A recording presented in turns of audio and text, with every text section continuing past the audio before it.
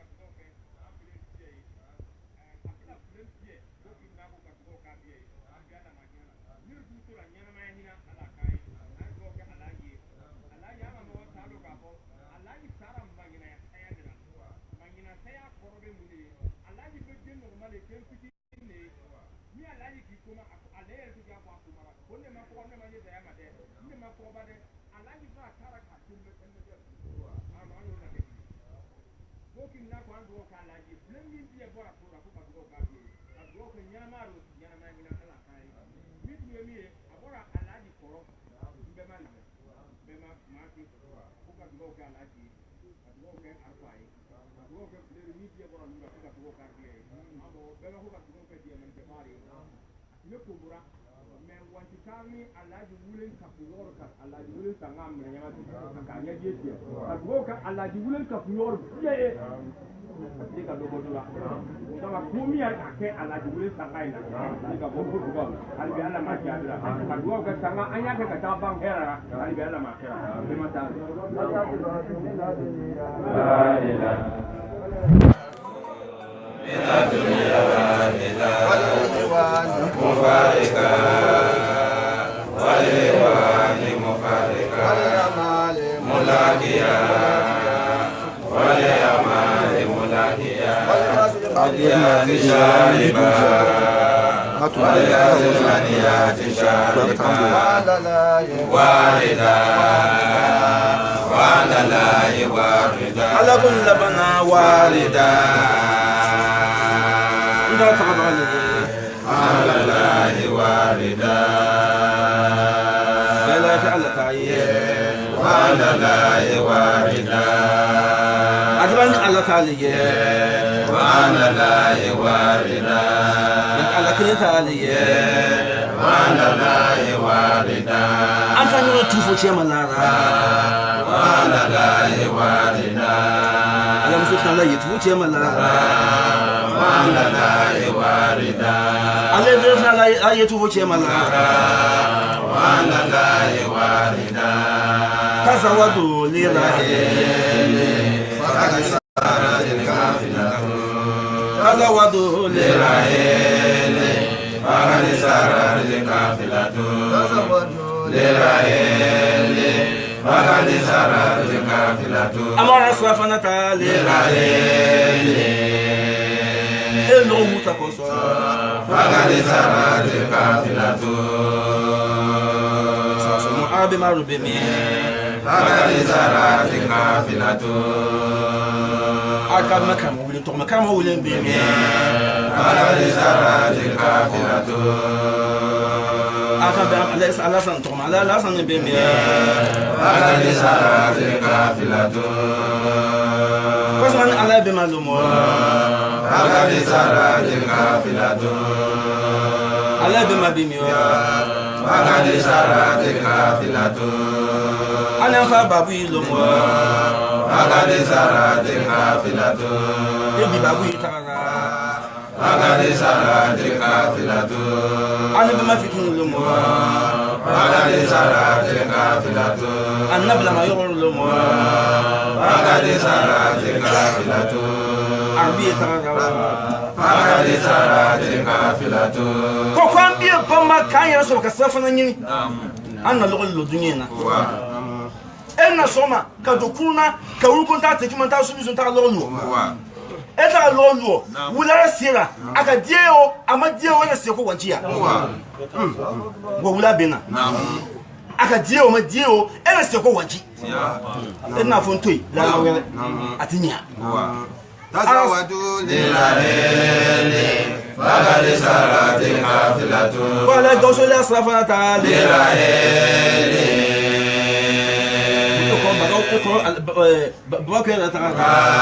فقد سرت قافلة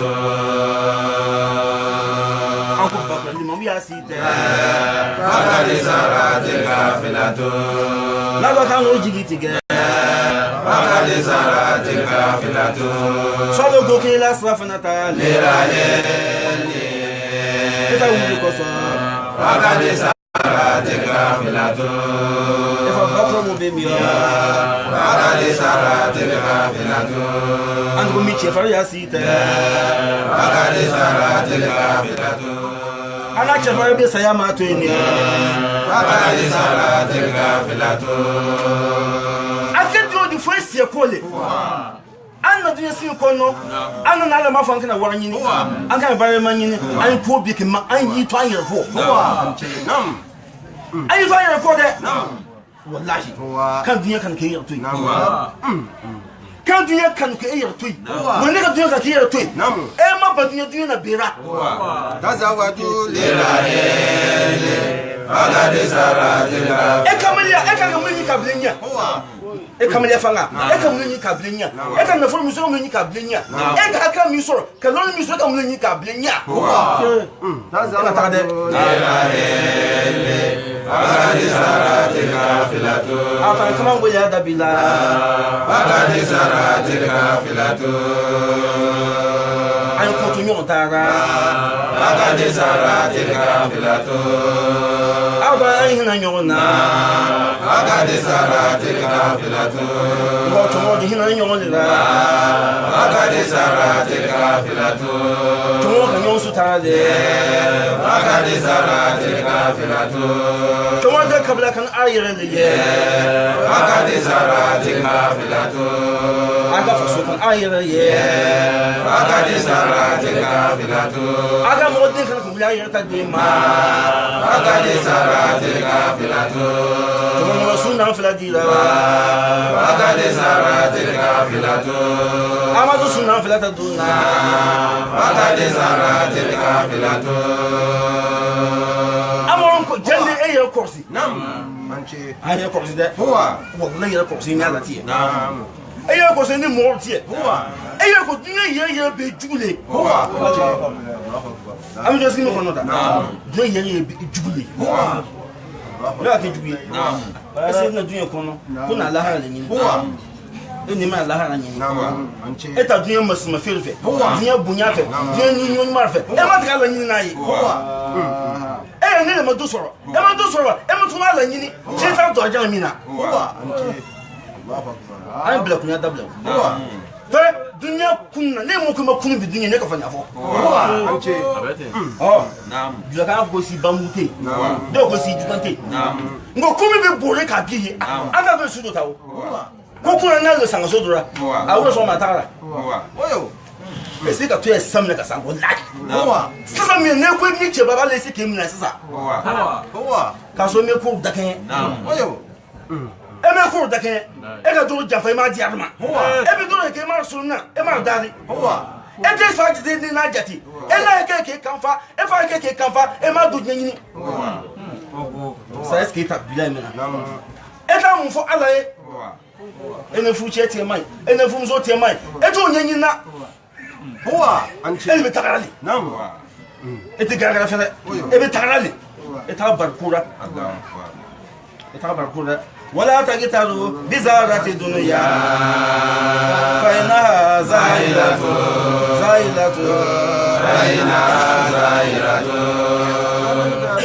bizarati dunya zailatu fa innaha zailatu amwakna yel marasa bizarati dunya e bi masma fe ye fa innaha zailatu kabin tin mana yel kawa fa innaha zailatu la ga wu bagalu mo fa innaha zailatu Nam. Angara mo ya kitani. Ko bieni atie. Detu ni ko mi arata ke kan nai. Min dinan da ti kuma. Ama nda su kuma. Ama morge suali. Edi siga ti gbe. Ko ta ni fenye. Dunya ma ko bera wakti mi na fe. De arke yi wala tirima. Eta no ko mo do te sene. Ka to jeju koro. E ka nyaw nyena sali. Ar ko dole ta ke manguru. Ka to war mita. Ngoro yuzu. Mbaba yuzu. Alay bundu bali. Alay nan war mi. Ko alla mara le be alaji. Alay do tarabi. Tiya alay be wata wata. Kamel mazaka foya. Ko alaji kam manyina saya ke. Munna aka fomi be nan ta. Ko ina ke. Ama kelenger. Aka ta. Ama manyina saya ke. Abarra ayarra kabura. Kato anga ngo e ala darai. Ala kabur nore. E ala darai. Aderu ala darai. E ala darai. Amfani na arbe ala utunyina. Ele kar mo jemi tu sigira. Mbaba yuzuko basira ko ala diama. Mi tuwe alaji red. Ale nan warmi. Ko alaji wule. Ko saya make modura fale. Ko saya make modura. Biena ta dingo. Aba konole. Biena kumuka. Ko komi la bale kasa tamna ka ursoma. Abena tiga laji pe yande. Ki barke e tibi yer ka ba alay yer jale yer sore. Hadi mu horma ka bondi mu horma. Bi alay tara. Ko du ka laji. Ala ka bu nora. Ka du ka aderu priya muso ko edu kare. Ka du ka la moya tuwi. Sawari ko ala diama. Saya ko hera ala kanya. Mi tuwe ngor baba busa alaji baba busa ale nan warni ko wallahi ko edu ke ala juli abedu do ala kabul noria kadu ke limam e wangar limam metara ko edu kai abirarlo ala no worle be ko kelin kara adir bar fuso wala mo yamita feneti sika boara ko kanu le akor la moya yi la moya bi aduna ra alon ba tirali ka ton gor babu za ko lena mi bi na ko ko karbi ka do ke musor tuwi ka do ke aderu ala barani ka do ke sawar dugura ala dia mi tuwi war mi mina ala ya suma masha Allah le ka ni ko duga ka angar mo ka ke ala be ma mbaba dogolo Ebema akadim filali mina stokile kanadi mabama da par kelendi ala asuma maka kelendi ma ana na fere mbaba ka ala asuma le ko aka kelembo ka dia ala asuma ma kelembo ba ko to ko ina ke nyin ka dia ala musa kanata ko adwa ke albi ala ngoro alaji masha Allah ale nan warni ko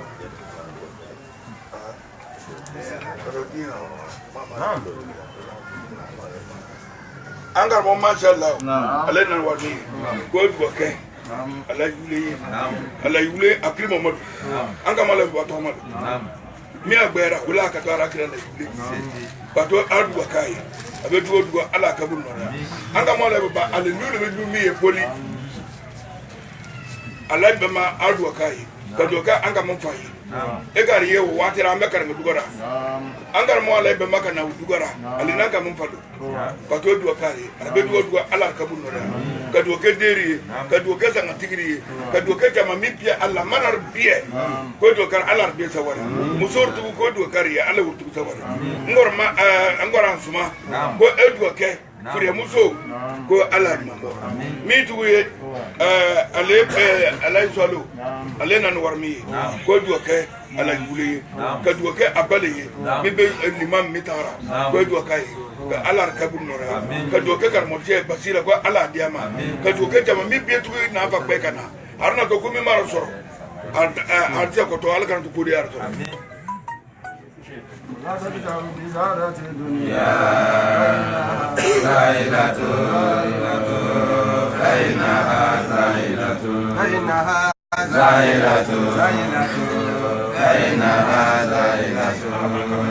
Amaragatu dugo yemburaya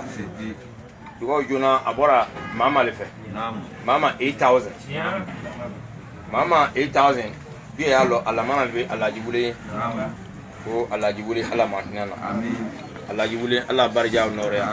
alajibule ata chomo mi bi tarai halbi ala mar bi hina mama 8000 ademe ka wardi atufa billahara anabi lahara halbi ala mar hina ko andugo ka diaman ke bar mi bebe diaman kera ko andugo kari mama 8000 mi an kwana latan fulake adire ka latan fulata wallahi aka kan yamasi an mo akake de andugo kai halbi aletu nyana ma hina Allah kan mo ko dugo ke mo mi biye na diaman ke sangaina mo mi biye na yere kurna baski ka mutu ka kana sangaina arna herra ka siya ko herra Allah mo kera mama 8000 kaji mo do were yemi utubara harmontien ababa mo ababa ababa ko kadugo ke alaji halbi Allah mahinana Allah barja noria mo ababa aler nabe kadugo kai afabe kadugo kari kadugo ke flemi biye belara bolla mo akono mo ababa kadugo ka biye anor nyana man mi tutura ababa kadugo kai anor tu ama fendoro di Allah mala kantui Allah anyala dari Allah si jandiama asine kan amita kali Allah batunai Allah yi ma fendoro ti Allah fa Allah kata alaji alla mogatu ani abadanya tukun koso albi alla mahnana ma baba le kale warandi wole do wara yemi ko bora alaji amo alaji dafin kamele masa amo alle ka warandi ko andugo ke ambe mariye ka dugo ke amma mariye ale yere fa be buna ko ka dugo kai albi alla ma ambosira kamele masa ko ka dugo ke alaji wule anya ko le koso amba alaji wule mangura hala yule andogale ko mi bieke akake ala tanyin ne koso mo amasa ya ojetna yere sida de me aka lolla do enasa de ay barji ku ke de koso leta de ala yule ga mi bieke herara halbi ala sarama aka mi yere ke jumana ala niara amo ko se masaje o ga dugo ke ala yule tara ka deru ala le yani urbi fere halbi ala fere amo jodu yemi o bora angana mo basar awon basar le fe basar ko ka dugo ke alaji wulen ka dugo ke film mi biye bora lura ko ka dugo ka biye halbi ala ma biye hina wori ko mo mirtu toraw ko ka dugo ka nyana ma hina ala kan awon do yemi o tu bora firiya muso larba adogo yor par bora tamalele ka sanda malo tamale amo ko dugo ke artie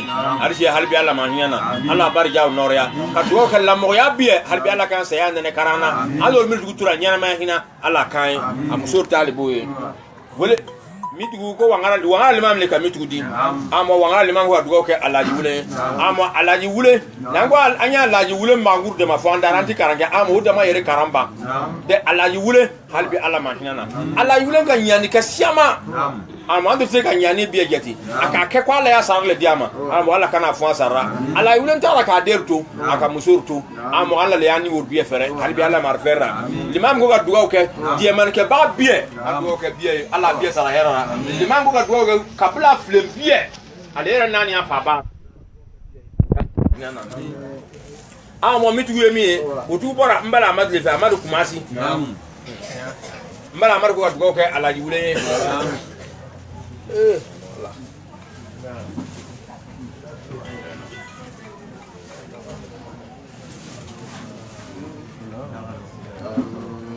تنزف لا شيء على الأرض فاكيا تنزف لا شيء على الأرض باكيا ولا وزر مما قد الله واكيا ولا وزر مما قد الله واكيا تنزف لا شيء على الأرض باكيا تنزف لا شيء على الأرض باكيا ولا وزر مما قد الله واكيا ولا وزر مما قد الله واكيا كم يمسل يا سواري فلا شيء نيافو كو فينو لي ماك باكيا على الأرض مودنا دو دوكو نياكا باكيا على الأرض على ولي دمارو ماتو باكيا على الأرض على ولي فارو ماتو باكيا على الأرض قبل شهور ماتو باكيا على الأرض قبل مسا محمود ماتو باكيا على الأرض قبل ياتي ماتو باكيا على الأرض ايوه مسا بارو ماتو باكيا على الأرض قبل ياتي ماتو باكيا على الأرض wala wazaro tintin do doteni wadia mise ka mota mema kadala flati do mateni wadia mise ka mota mema kadala wala kaida ka yana marsa bizarati dunya eni dia musima fe ya faina zailatu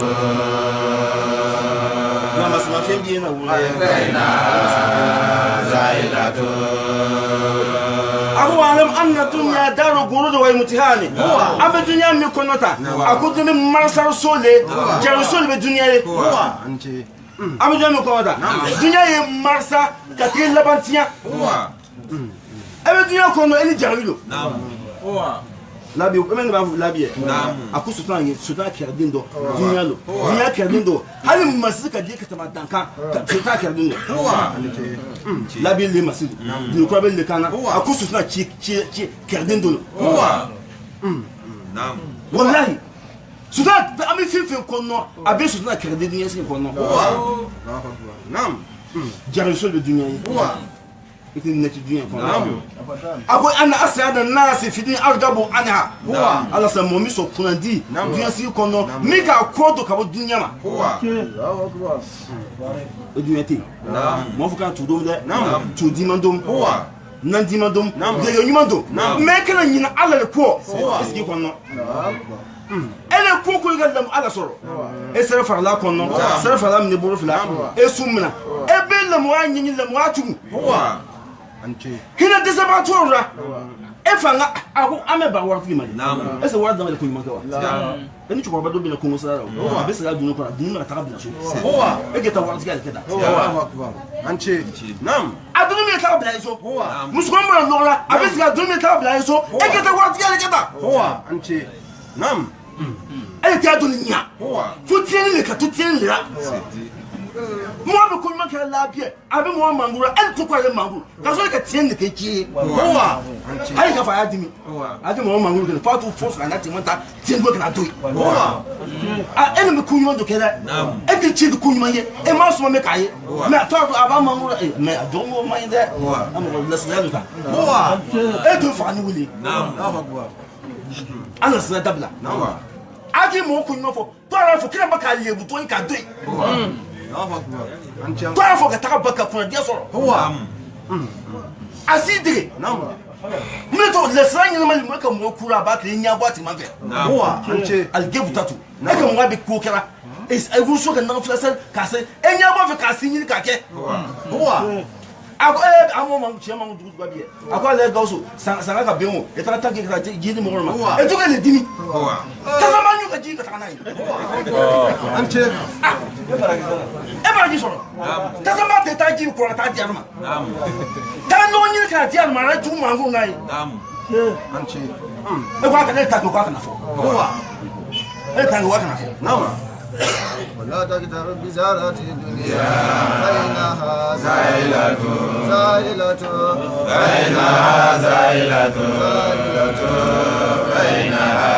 وهي القاشة لما انت سواها والموجة لما أطواها اكي كون دي دي كون جوجيا كيلا فإنها زائلة. والموجة لمن أطواها نيكا دنيا لبا الدنيا يفيدي والحاصل من أنكد لها ونبا ميكا يلي الدنيا ميبونونا والفائز من أعرض عنها نيكا يكون دي ميجي مفارا Huwa anche. Nam. eke ko mi nyofara Huwa. ebe na foro kumara buna Nam. eta nyo dan Huwa. ka se no do mo so ndura eke kunya di dunya malita Huwa. eka se chiba eke eta na foro so mo Huwa. eke nya dunya wale Huwa. meleka mo so ta sa so Allah eke ko di dunya ma Allahu akbar. Allah ta ko ko ko bahiri akli bira Huwa. e hakidi mo ko nta di Huwa. eka bahiri ka tawo Allahu akbar. ata ngi kwana karage man kan tina ke aso si ka ke e ko eka bahiri ka ta Huwa anche. Nam. eka bahiri ka ta me ka so si kin na futi ni labi Huwa. abura gbele abura eka so tambe fe bura gbele ka Huwa. Wayo. genne be fe na dman ta lokoti kun ta dima so fi dman ta bongote kun ta dima eka bahiri ta Allahu akbar. da wad man ta sana ke kun ta dima eka bahiri ta mun man ta lokoti kun ta di ta bahiri ta e fu me kun ya ta lokoti kun ta di eka bahiri ta Huwa anche. فإنها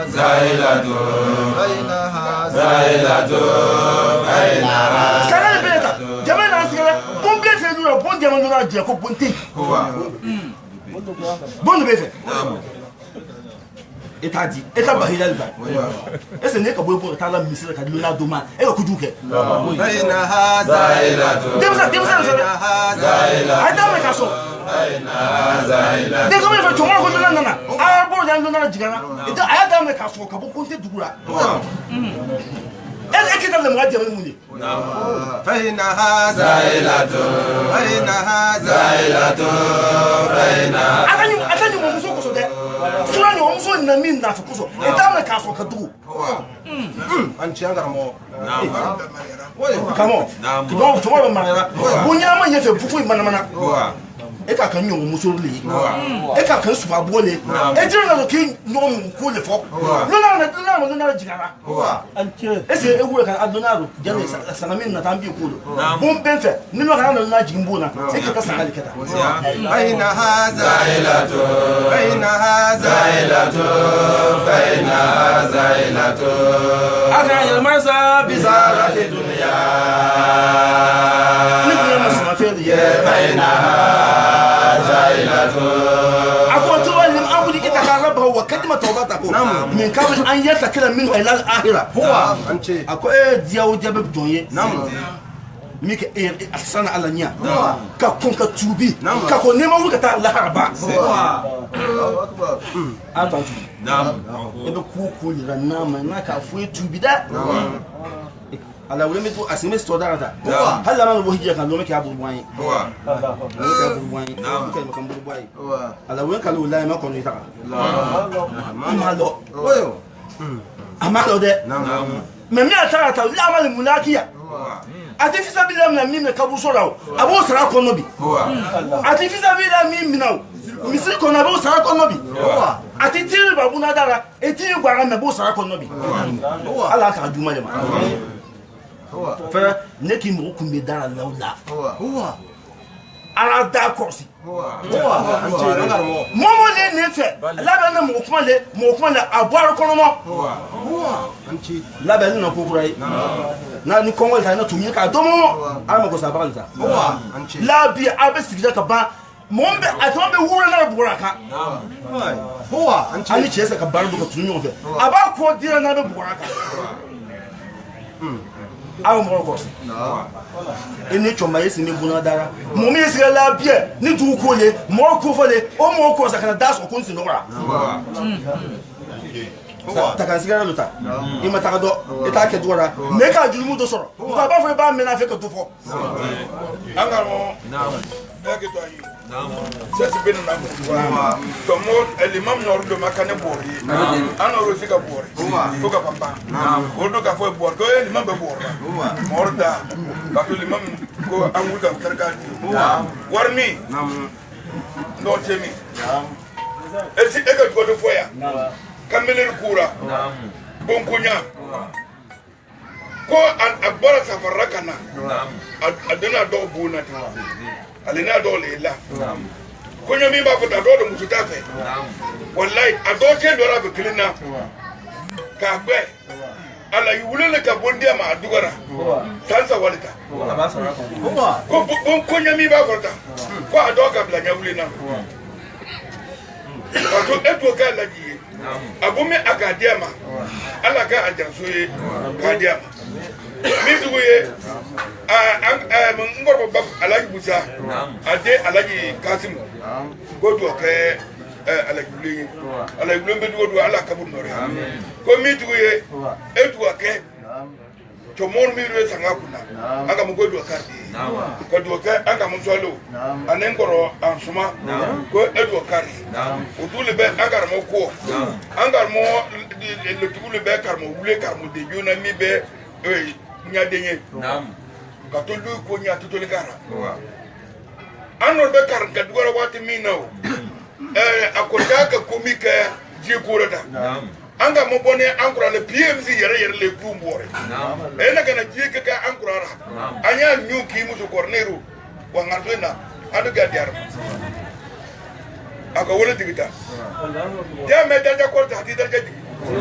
ama bahili ya foyo ko chibi ba kada ko jiba dan ko yere yiralo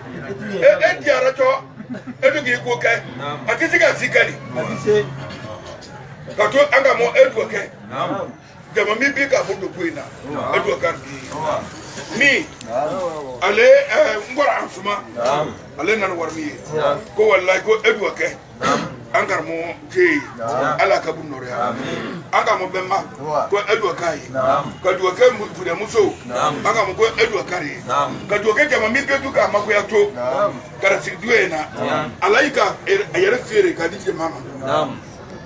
ko do kari arjam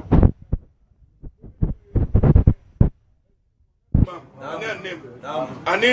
dagat limam ko edo ka wurtu yi ka do ke mataru mo se masa ko do kai ka do ke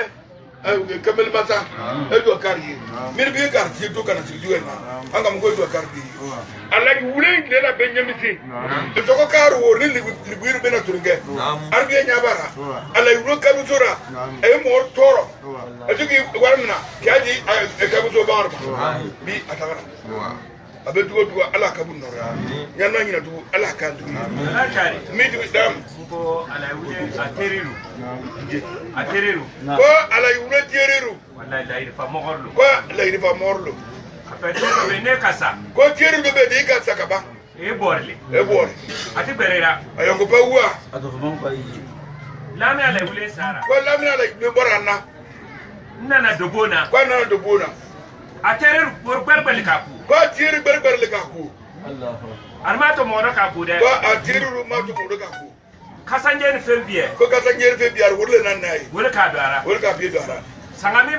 sangami be karata wala arbiye ba si ko yira edo ka komti mir be ko sanga ko no ko do kari luram hortu alai gausu toma goki tugu katala an wangar masa ambiye wangar kamel masa ambiye dafi kamel masa ko do kari arbiye ko do kari ala biye sara anga mo warmi yo nje ngomba la wano made kwa la man belele be ala yule kwa ki ta nje ne gade ne ta ko ya kon kadi ala yule jira ta ko ya kon ko dora aduba ka ala yule na o lugo ala ka bun nora nje ya jel mar kala yule mo ngo bul sora kuma kono ka ala mo mu nge bergira nje ya jel mar kala mo karamo on do ka basira ka ala gora war midwe adia fadi ka botu nyane anga mo go edwa ka ati ko edwa ka ala gule abedugo dugo ala ka bunno gaba no marra ala ruka baka anyar li mayar ko ta nyombarra mo go to ake ko ga kairawo ata nyombarra adia fadi sunyane arduti ati dugute ko edwa ka ati duguye ko tanga kura alere to mo ko ala gule ka nika ka ati duguto ko ala ka bunno arjana ambanye na ala janja ko mi duwe kama mi biye gidana anga mo ko ga kama anga urka tambo do kukura ala ko nyaka anga mo mi duwe mbuwa ale na ne warmi ko edwa ke ala yuleye kadwa ke anga mo afato ma ala bema kadwa ke ale yera fa babui ko edwa kai abedo do ala ka bunno nyano je du ala kai kana ma sa se do ko anga do ka ka anga mo ndugo do komando anga mo dugo mi aradu ala yule saya mi kara ala yule ka saya yi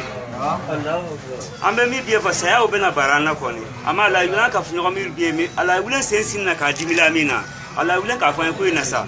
sule be ni sa ko be wala ko fara wo kara kan fora labi abana to ti wo fo na ka wo fo an ko fara wura to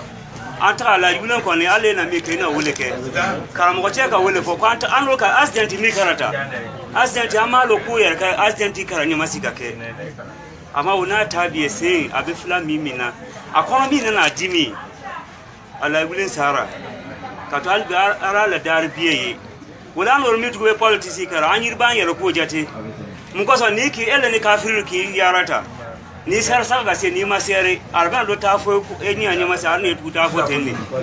ta no ni worse ga si nya ka ta do arki min ras ni femi taranta ni ka fo le ko kule ni ai mini alaji bi wa se ye ko do mana alaji ne se we ko bi anye gini si nye mojaduro na ka fama ko ye wangra foni ayi bana foni we de antisa bia na nipa no ofri be fufuro ka to ara dugo do anye alaji bulen ko ala school free education me na denkele demuso ma nda ni sule antaka na ye usaka na semba dimina antaka na alaji ye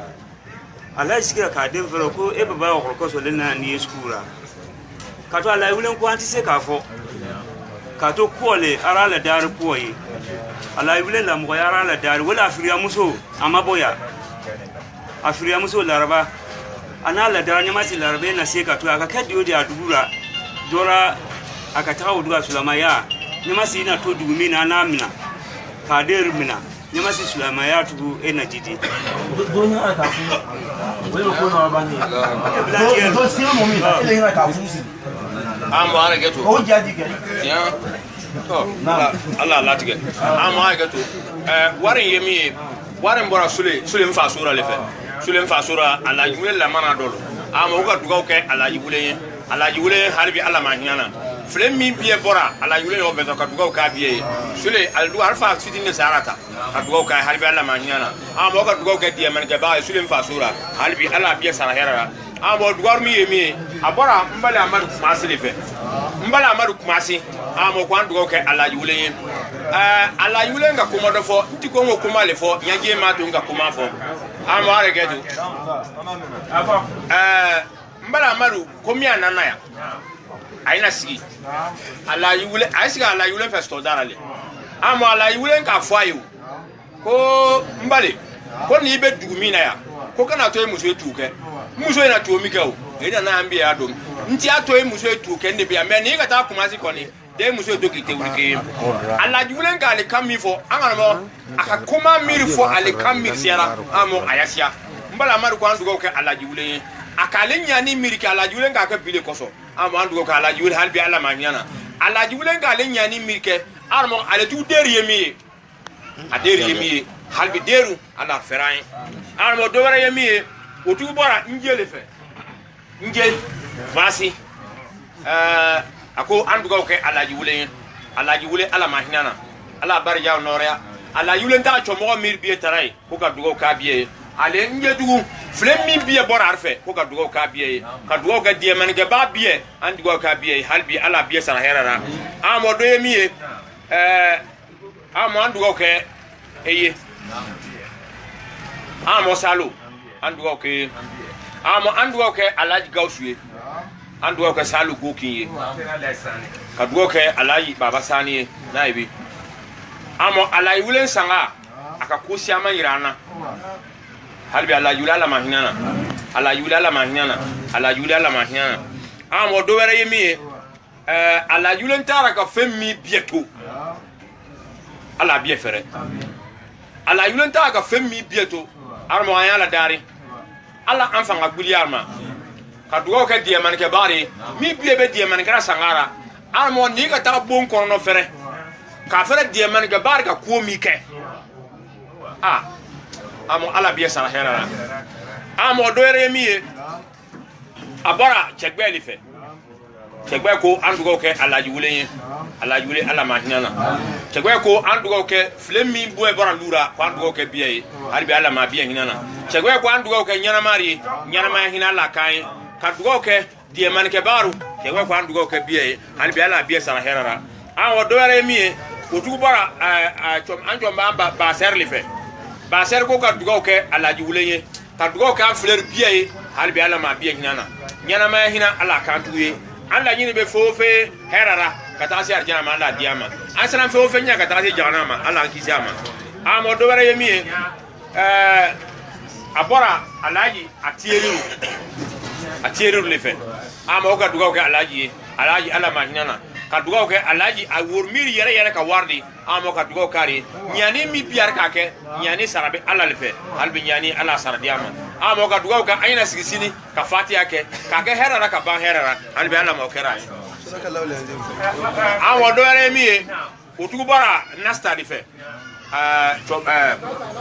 alai bi wade be fitinde amo abesa wile amo aduka di ko ka duga ke alaji wule ala mahiana amo ka duga ke chomore kamna alaji wulenka karmo wulenka alaji bemaka amo ba buika amo ko duga ka bie flemi bie bora luina ka duga ka bie che amuso yara ala bie hina ale midu ka wadi amo ka duga ka e ala mahiana amo midu yemi abora ala karmo ko le fe ko an ka duga ka bale alaji wule halbi ala mahiana karmo ka duga ke flen bie mi bora luraya ka dugo ka biye ka dugo ka die man ke ba anga mi biye be die man kara ka dugo ka bi halbi ala biye sara herara amo ka dugo ka an yor mirtura nyana ma hina ala kai to anga mo e ga tani limam ko anga na seya ko ka sani pa ho dala ka to sin leba anasa wai ko anna wo ke duna sanga biye le ke nasa wa har ke limam fille alga ke ke sanga mana to sin so ma Israel tabla alhamdulillah